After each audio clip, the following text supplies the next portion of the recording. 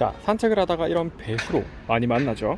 이런 배수로에서는 우리는 기본적으로 한번 멈추고 가자! 라는 신호를 줬을 때 배수로를 건너게끔 산책 습관을 잡아주는 게 좋습니다. 왜 굳이 이런 습관을 잡아줘야 하냐?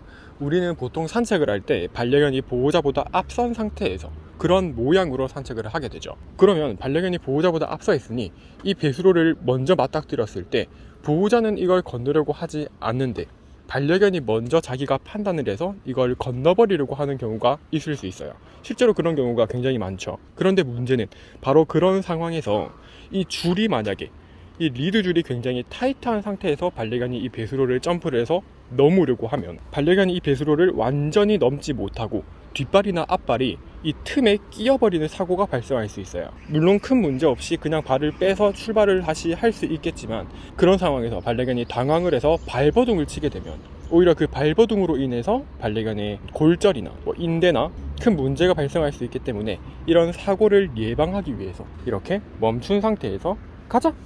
신호를 줬을 때 출발할 수 있는 이런 산책 습관을 잡아주는 게 좋습니다. 옳지. 자, 그러면 이렇게 배수로 앞에서 반려견이 항상 멈추는 이 습관을 어떻게 잡을 수 있을까? 사실 굉장히 간단해요. 주로 반려견들은 이 배수로를 맞닥뜨렸을 때 보호자의 특별한 신호가 없어도 그냥 자기가 판단해서 알아서 이걸 혼자 건너버려요. 주로 반려견이 혼자 뛰어넘어서 이런 상태가 되는 거죠. 그러면 이때 그냥 다시 줄을 당겨서 반려견이 내 쪽으로 넘어오게 해요. 그리고 다시 이렇게 자리를 잡게 합니다. 그러면 이게 습관이 잡혀있지 않은 반려견은 계속해서 이렇게 자기 혼자서 건너요. 그리고 그럴 때마다 다시 돌아오게 제 쪽으로 부릅니다. 자, 주변이 좀 시끄러워서 자리를 옮겼어요. 자, 이런 모양이 되었을 때 줄을 살짝 당기거나 아니면 이름을 불러서 다시 돌아오게 하는 겁니다. 이런 과정을 반복하게 되면 반려견은 너무 당연하게 이걸 건너는 게 아닌가? 라는 생각을 하게 돼요. 그리고 이렇게 보호자를 쳐다보거나 보호자가 건너지 않으니까 나도 그냥 여기 가만히 있어야겠네 라는 모습을 이렇게 보이게 됩니다. 지금 이 모습은 이미 두부가 습관이 잡혀있기 때문에 나타나는 모습이 아니라 실제로 반려견이 혼자 여기를 건너고 다시 불러오고 혼자 여기를 건너고 다시 불러오고 이 과정을 반복하면 자연스럽게 반려견이 보호자가 건너지 않기 때문에 옆에 자리하는 모습을 보여주게 됩니다. 그리고 이런 상황에서 가자! 라고 신호를 하고 이걸 건너는 경험이 쌓이게 되면 가자라는 신호를 주지 않으면 이건 건너는 게 아닌 거구나 라는 걸 당연스럽게 배우게 돼요. 그래서 어쩔 때는 아예 건너는 척을 해주는 것도 좋아요. 말을 하지 않고.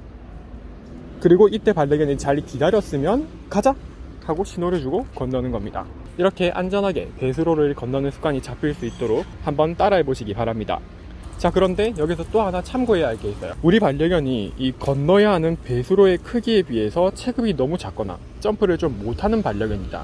그러면 도움 닫기를 해야 합니다. 지금 두부는 체급이 이 정도의 배수로는 얼마든지 건널 수 있는 체급이에요. 그래서 두부 진짜 여기 바로 앞에 멈춰서서 가자! 라고 해도 되게 여유롭게 잘 뛰어요.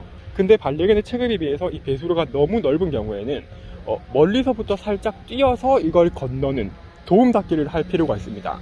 도움 닫기가 필요한 경우에는 이렇게 멀찍이 거리를 둔 상태에서 가자! 하고 같이 뛰어주는 거예요. 이렇게 멀찍이 서서 두부 가자! 이렇게 도움 닫기를 하게 해주는 겁니다.